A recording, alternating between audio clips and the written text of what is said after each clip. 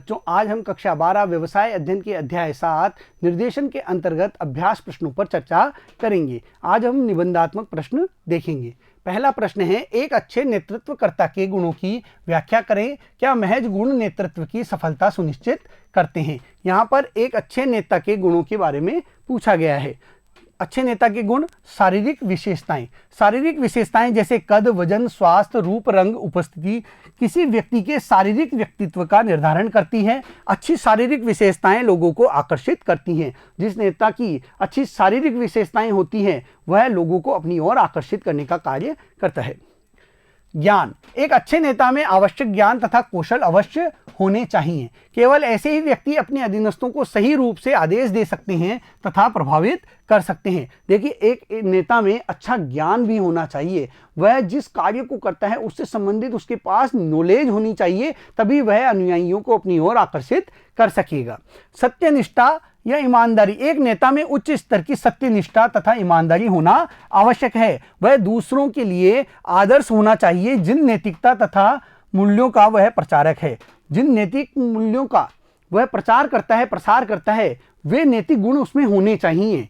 वह सत्यनिष्ठ हो, वह ईमानदार हो, तो उसके अधीनस्थ, उसके अनुयायी उसका अनुसरण करेंगे। पहल, एक नेता में साहस तथा पहल शक्ति, नेतृत्व अवश्य होना चाहिए।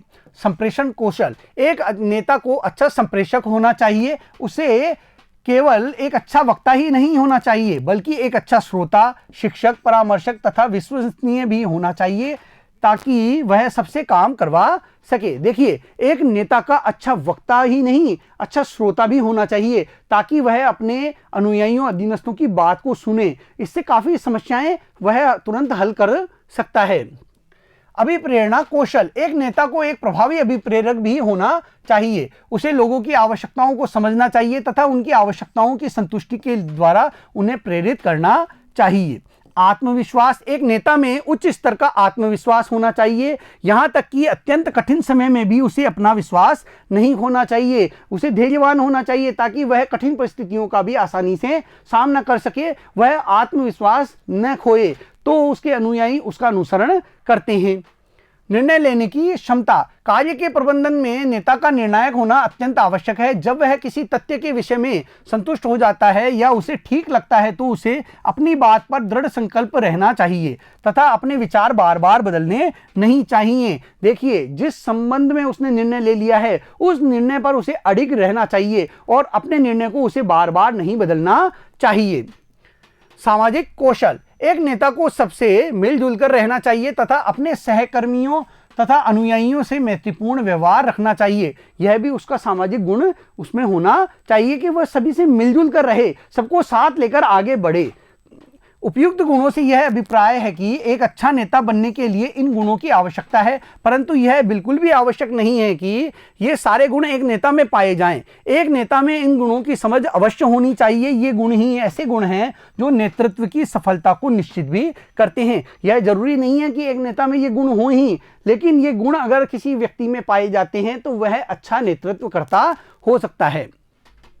मास्लो द्वारा प्रतिपादित अभिप्रेरणा पदानुक्रम सिद्धांत की आवश्यकता पर चर्चा करें। अब्राहम मास्लो का एक उत्कृष्ट लेख 1943 में प्रकाशित हुआ था। इसमें उन्होंने समग्र अभिप्रेरणा के सिद्धांत के तत्वों की रूपरेखा दी। उनका सिद्धांत मानवीय आवश्यकताओं पर आधारित था। उनका अनुभव था कि प्रत्येक मनुष्य के अंदर 5 प्रकार की आवश्यकताएं क्रमानुसार होती है। देखिए, मास्लो ने यह बताया कि हर व्यक्ति की 5 प्रकार की आवश्यकताएं होती है। जब उसकी एक आवश्यकता पूरी होती है तो वह दूसरी आवश्यकता की ओर अग्रसर होता है, दूसरी पूरी होती है तो वह तीसरी आवश्यकता को पूरा करने की ओर अग्रसर होता है। इस क्रम में वह अपनी सारी आवश्यकताएं पूरी करता चला जाता है। अब ये आवश्यकताएं कौन सी हैं देखते हैं। आधारभूत शारीरिक आवश्यकताएं, ये आवश्यकताएं क्रम में सबसे अधिक आधारभूत हैं तथा मनुष्य की प्रथमतः आवश्यकताएं हैं। भूख, प्यास, नींद आदि कुछ इस प्रकार की आवश्यकताओं के उदाहरण हैं। वेतन इन सभी आवश्यकताओं की संतुष्टि करती है। सुरक्षा आवश्यकताएं, ये आवश्यकताएं सुरक्षा तथा किसी भी शारीरिक तथा मनोवेगों की क्षति से बचाव प्रदान करती है। देखिए, जब शारीरिक आवश्यकताएं पूरी होती है तो व्यक्ति की सुरक्षात्मक आवश्यकताएं जन्म लेती है। वह यह सुरक्षा चाहता है कि सेवानिवृत्ति के बाद भी उसे पैसे प्राप्त होते रहें, उसकी नौकरी सुरक्षित रहे, इसके प्रति वह आश्वस्त होना चाहता है। उदाहरण, पद में सुरक्षा, आय स्रोत में स्थिरीकरण या नियमितता, सेवानिवृत्ति योजना, पेंशन इत्यादि इसके उदाहरण हैं। संस्था से जुड़ाव या संस्था से संबंध, यह आवश्यकताएं स्नेह, संस्था से संबंध, स्वीकृति अथवा मित्रता जैसे भावों से संबंधित है। यह तीसरी आवश्यकता उन्होंने बताई। चौथी आवश्यकता मान सम्मान प्रतिष्ठा आवश्यकता, यह उन कारकों को सम्मिलित करती है जैसे आत्मसम्मान, पद स्वायत्ता, पहचान तथा ध्यान, आदर, सत्कार इत्यादि। व्यक्ति यह चाहता है कि उसका मान सम्मान बढ़े, उसकी प्रतिष्ठा बढ़े, यह उसकी चौथी आवश्यकता होती है। आत्मसंतुष्टि आवश्यकताएं, यह आवश्यकता क्रम श्रृंखला में सबसे उच्च स्तरीय आवश्यकता है। यह उस भावना या आवेग को बताती है जो किसी के अंदर उस विद्यमान योग्यता की जो वह बन सकता है। देखिए, हर व्यक्ति कुछ ना कुछ बनना चाहता है, और जो यह पांचवी आवश्यकता है आत्मसंतुष्टि आवश्यकता, यह उसी बात को बताती है कि व्यक्ति क्या बनना चाहता है और वह क्या बन रहा है। तो यह आत्मसंतुष्टि की आवश्यकताएं हैं। ये आवश्यकताएं विकास, आत्मसंतुष्टि तथा उद्देश्यों की पूर्ति को सम्मिलित करती हैं। मास्लो का सिद्धांत निम्नलिखित संकल्पनाओं पर आधारित है कि व्यक्तियों का व्यवहार उनकी आवश्यकताओं, उन आवश्यकताओं की पूर्ति के आधार पर निर्भर करता है जो उनके व्यवहार को प्रभावित करती है। देखिए, मनुष्य की जो आवश्यकताएं होती है वे उसके व्यवहार को प्रभावित करती हैं। लोगों की आवश्यकताएं एक क्रम श्रृंखला में होती हैं, आधारभूत आवश्यकताओं से प्रारंभ होकर अन्य उच्च स्तरीय आवश्यकताओं तक। एक आवश्यकता पूरी होती है, फिर दूसरी आवश्यकता, फिर तीसरी आवश्यकता, चौथी, पांचवी आवश्यकता मनुष्य की होती है। एक आवश्यकता की पूर्ति होते ही उस व्यक्ति के लिए वह अभिप्रेरणा का स्रोत नहीं रहती, केवल अगले क्रम की आवश्यकता ही उन्हें अभिप्रेरित कर सकती है। जब एक क्रम की आवश्यकता पूरी हो जाती है तो वह उसे प्रेरित नहीं कर सकती, अगले क्रम की आवश्यकता ही उसे प्रेरित करती है। एक व्यक्ति क्रम में अगले उच्चतर स्तर की आवश्यकता तभी अनुभव करता है जब उसके निचले स्तर की आवश्यकता की संतुष्टि हो जाती है। जब पहली आवश्यकता की संतुष्टि हो जाती है तो वह दूसरी आवश्यकता से अभिप्रेरित होता है, उसकी पूर्ति होने पर वह तीसरी उसकी जो आवश्यकता है उसको पूरा करने के लिए प्रयासरत रहता है। इस प्रकार से यह क्रम चलता है। तीसरा प्रश्न है, प्रभावी संचार के लिए आम बाधाएं क्या है, उन्हें दूर करने के उपायों का सुझाव दें।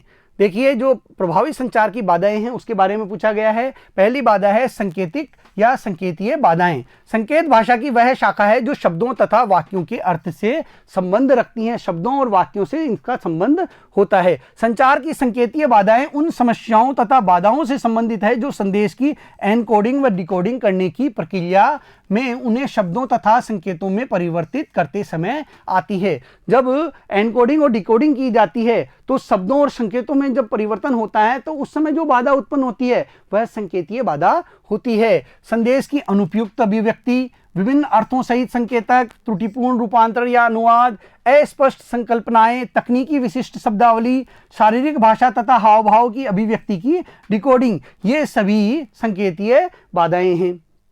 मनोवैज्ञानिक बाधाएं, भावात्मक तथा मनोवैज्ञानिक कारक संप्रेषकों की बाधाओं के रूप में कार्य करते हैं। प्रेषक तथा संदेश प्राप्तकर्ता दोनों की ही मानसिक स्थिति, मन स्थिति प्रभावी संप्रेषण में प्रदर्शित होती है।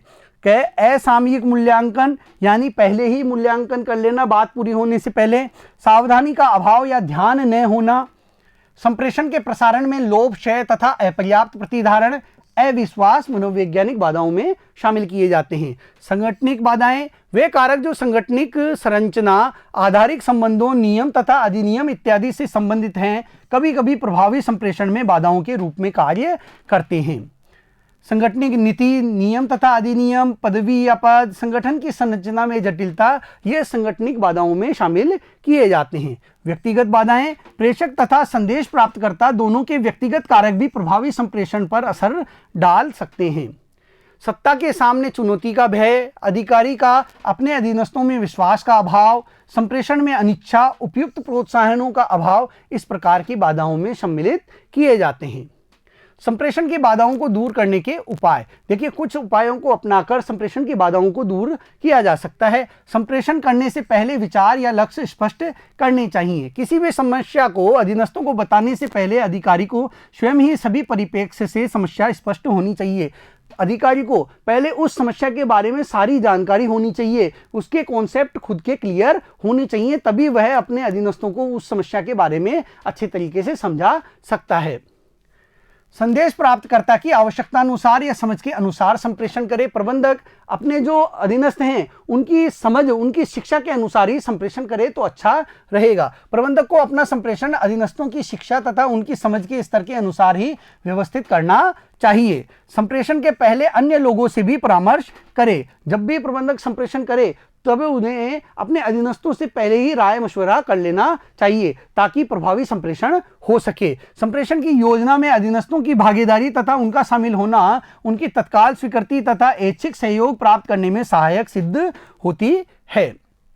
एक अच्छा श्रोता बनिए। प्रबंधक को एक अच्छा श्रोता होना चाहिए। धैर्यपूर्वक तथा ध्यानपूर्वक सुनने से समस्या का आधा हल स्वतः हो जाता है। देखिए, प्रबंधक का अच्छा संप्रेषक होना ही अच्छा नहीं है, बल्कि उसका अच्छा श्रोता होना भी आवश्यक होता है। समस्या को ध्यानपूर्वक, धैर्यपूर्वक सुनकर वह उसका निराकरण आसानी से कर सकता है। संदेश में प्रयुक्त भाषा, शैली तथा उसकी विषय वस्तु के लिए जागरूक रहे। भाषा का प्रयोग ऐसा होना चाहिए जो संदेश प्राप्तकर्ता को समझ में आए तथा सुनने वाले की भावनाओं को ठेस न पहुंचाए। संदेश ऐसा होना चाहिए जो सुनने वालों को उनकी प्रतिक्रियाएं देने में उत्प्रेरक का कार्य करे। देखिए, संदेश की भाषा अच्छी होनी चाहिए, उसकी जो भाषा शैली है वह प्रभावी होनी चाहिए ताकि सुनने वाला उसको समझ सके, उसके सारी बातें अच्छी तरह से समझ में आ जाए।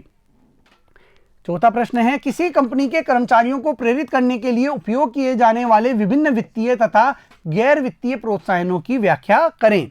देखिए, यहाँ पर वित्तीय व गैर वित्तीय प्रोत्साहनों के बारे में पूछा गया है। वित्तीय प्रोत्साहन वे प्रोत्साहन हैं जो प्रत्यक्ष रूप में वित्त के रूप में हैं अथवा जिन्हें वित्त के रूप में मापा जा सकता है तथा ये कर्मचारियों के बेहतर निष्पादन के लिए एक उत्प्रेरक का कार्य करते हैं। वित्तीय प्रोत्साहन जो होते हैं उन्हें वित्त के रूप में मापा जा सकता है।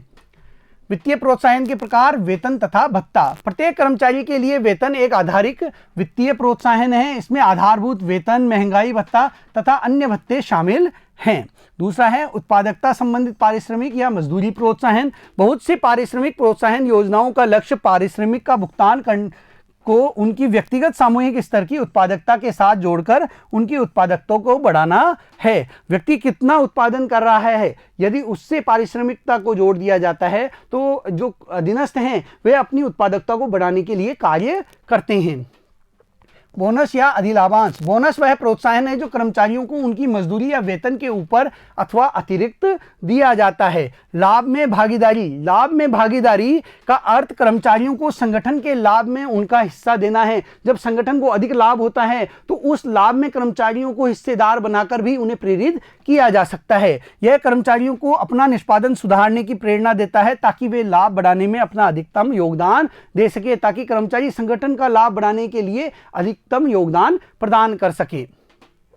सह साझेदारी, स्कंद, स्टॉक विकल्प। इन प्रोत्साहन योजनाओं के अंतर्गत कर्मचारियों को एक निर्धारित कीमत पर कंपनी के शेयर दिए जाते हैं जो बाजार की कीमत से कम होते हैं। बाजार मूल्य से कम कीमत पर कर्मचारियों को शेयर बेचे जाते हैं। सेवानिवृत्ति लाभ। बहुत से सेवानिवृत्ति लाभ जैसे भविष्य निधि, पेंशन तथा ग्रेच्युटी इत्यादि सेवानिवृत्ति के बाद कर्मचारियों को वित्तीय सुरक्षा प्रदान करते हैं। यह उस समय भी एक प्रोत्साहन का कार्य करती है जब वह संस्था में कार्यरत या सेवा में होते हैं। ये जो सेवानिवृत्ति लाभ है ये कर्मचारियों को प्रेरित करने का कार्य करते हैं, उन्हें संगठन में बनाए रखने का कार्य करते हैं।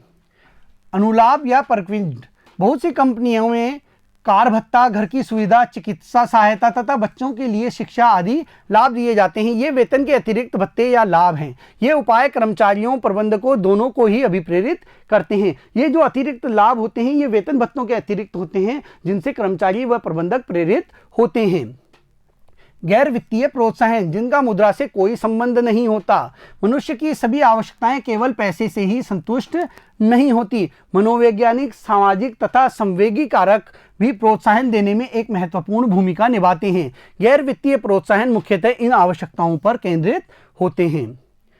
गैर वित्तीय प्रोत्साहन, पद, प्रतिष्ठा या ओहदा। पद का अर्थ संस्था में पदों के क्रम से है। हर संगठन में कुछ न कुछ पदक्रम होता है, पदानुक्रम होता है। मनोवैज्ञानिक, सामाजिक तथा मान सम्मान, प्रतिष्ठा संबंधित आवश्यकताएं मनुष्य की पद को दी गई प्रतिष्ठा तथा सत्ता द्वारा पूरी हो जाती है। जब व्यक्ति को पद प्रतिष्ठा दी जाती है तो उसकी मनोवैज्ञानिक व सामाजिक आवश्यकताएं पूरी हो जाती है। संगठनिक वातावरण, संगठन में अच्छा कार्य वातावरण दशाएं कर्मचारियों के व्यवहार को प्रभावित करती है, उन्हें संगठन में बनाए रखने में सहयोग प्रदान करती है। इनमें से कुछ विशेषताएं हैं: व्यक्तिगत स्वतंत्रता, पारिश्रमिक अभिविन्यास, कर्मचारियों का ध्यान रखना, जोखिम उठाना इत्यादि। इनके द्वारा कर्मचारी प्रेरित होते हैं। जीवन वृत्ति विकास के सुअवसर, प्रत्येक व्यक्ति चाहता है कि वह संस्था में उच्च स्तर तक पहुंचे। दक्षता विकास कार्यक्रम तथा ठोस पदोन्नति नीति कर्मचारियों को पदोन्नति पाने में सहायता करती है। देखिए, जब कर्मचारी का विकास होगा, उसे पदोन्नति मिलती रहेगी, तो वह अच्छे तरीके से प्रेरित हो सकेगा। पद संवर्धन, पद संवर्धन का संबंध उन कार्यों की रूपरेखा तैयार करना है जिसमें विविध प्रकार के कार्य अंश सम्मिलित हैं। उच्च स्तरीय ज्ञान तथा कौशल की आवश्यकता है। कर्मचारियों को अधिक स्वायत्तता देती है तथा उत्तरदायित्व सौंपती है। व्यक्तिगत विकास के सुअवसर प्रदान करती है तथा एक अर्थपूर्ण कार्य अनुभव देती है। व्यक्ति को जब पद संवर्धित कर दिया जाता है, उसको कार्य अधिक दे दिया जाता है, उसे कार्य करने की स्वायत्तता दे दी जाती है, उत्तरदायित्व उसे प्रदान किया जाता है, तब भी वह प्रेरित होता है। कर्मचारियों को पहचान, मान सम्मान देने संबंधित कार्यक्रम। कर्मचारी चाहते हैं कि उनके कार्य का मूल्यांकन हो तथा उन्हें उपयुक्त पहचान मिले। देखिए, हर कर्मचारी ये चाहता है कि उसके कार्य का मूल्यांकन हो और उसे मान सम्मान मिले, उसे पारितोषिक मिलता रहे, उसके कार्य को मान्यता प्राप्त हो। इसके लिए बधाई देना, नोटिस बोर्ड, सूचना पट्ट पर उनका नाम प्रदर्शित करना, पारितोषिक या प्रमाण पत्र देना, स्मृति चिन्हों का वितरण, महत्वपूर्ण सुझावों के लिए उसे पारितोषिक देना आदि कार्य किए जाते हैं। पद सुरक्षा या स्थायित्व, कर्मचारियों को भविष्य की आय तथा कार्य दोनों के लिए निश्चित स्थिरता, स्थायित्व चाहिए ताकि उन्हें इन पक्षों पर चिंता न हो तथा अपना कार्य बड़े उत्साह से कर सके। जब पद सुरक्षा होती है, उसे स्थायित्व प्राप्त होता है, तो वह अच्छे तरीके से प्रेरित होकर कार्य करता है। कर्मचारियों की भागीदारी, इसका अर्थ है कर्मचारियों से संबंधित निर्णय लेने में उन्हें शामिल करना। ये कार्यक्रम संयुक्त प्रबंध समिति, कार्य समिति, जलपान गृह समिति इत्यादि के रूप में व्यवहार में कार्यान्वित होते हैं। कर्मचारियों से संबंधित कार्यों में उनकी भागीदारी को लेकर, उनकी भागीदारी सुनिश्चित करके प्रबंधक उनका योगदान संगठन में प्राप्त कर सकते हैं, उनको प्रेरित कर सकते हैं। कर्मचारियों का सशक्तिकरण, सशक्तिकरण का अर्थ अधीनस्थों को अधिक स्वायत्तता तथा सत्ता देना है। सशक्तिकरण लोगों को यह एहसास दिलाता है कि उनका कार्य महत्वपूर्ण है। जब व्यक्ति को यह लगता है कि उसका कार्य बहुत महत्वपूर्ण है, उसे कार्य करने की स्वतंत्रता, स्वायत्तता मिली हुई है, उसे अधिक अधिकार मिले हुए हैं, तो वह अच्छा कार्य करने के लिए प्रेरित होता है। अगला प्रश्न है, एक संगठन में सभी कर्मचारी चीजों को आसान बनाते हैं और मामूली प्रश्नों और समस्याओं के लिए किसी से संपर्क करने के लिए स्वतंत्र है। इसके परिणाम स्वरूप हर कोई एक दूसरे पर दायित्व डालता है और इस प्रकार कार्यालय में अक्षमता उत्पन्न होती है। इसके परिणाम स्वरूप गोपनीयता कम हुई है और गोपनीय जानकारी बाहर गई है। आपके अनुसार प्रबंधक को संचार में सुधार करने के लिए कौन सी प्रणाली अपनानी चाहिए? आइए देखते हैं। संगठन में कर्मचारियों को कार्य की स्वतंत्रता मिलना संगठनात्मक उद्देश्यों को सफलतापूर्वक प्राप्त करने की प्रथम आवश्यकता है और ऐसा होना चाहिए, किंतु कर्मचारियों को इतनी स्वतंत्रता भी नहीं होनी चाहिए कि संगठन में अकुशल वातावरण बन जाए। संगठन के कर्मचारियों को ज्यादा स्वतंत्रता देना भी हानिकारक हो सकता है। संगठन का वातावरण अच्छा बनाने तथा संगठनात्मक उद्देश्यों को कुशलतापूर्वक प्राप्त करने के लिए निम्नलिखित कदम उठाने आवश्यक हैं। पहला कदम है, कर्मचारियों के कार्यों पर प्रभावी नियंत्रण रखा जाना चाहिए। कर्मचारी जो कार्य कर रहे हैं उस पर अच्छी नियंत्रण प्रणाली द्वारा नियंत्रण रखनी चाहिए। कर्मचारियों की स्वतंत्रता पर पर्याप्त अंकुश भी लगाया जाना चाहिए। प्रयास ये किए जाने चाहिए कि कर्मचारी अपनी स्वतंत्रता का गलत इस्तेमाल नहीं करें। कर्मचारियों को जो स्वतंत्रता प्रदान की गई है उसका वे दुरुपयोग ना करें, इस पर भी नियंत्रण रखना चाहिए। प्रबंधक को इस बात का ध्यान रखना चाहिए कि संस्था की गोपनीय सूचनाएं बाहर नहीं जा सके, अतः इस दृष्टि से कर्मचारियों पर पर्याप्त निगरानी रखी जानी चाहिए। एक अच्छा निगरानी तंत्र स्थापित किया जाना चाहिए।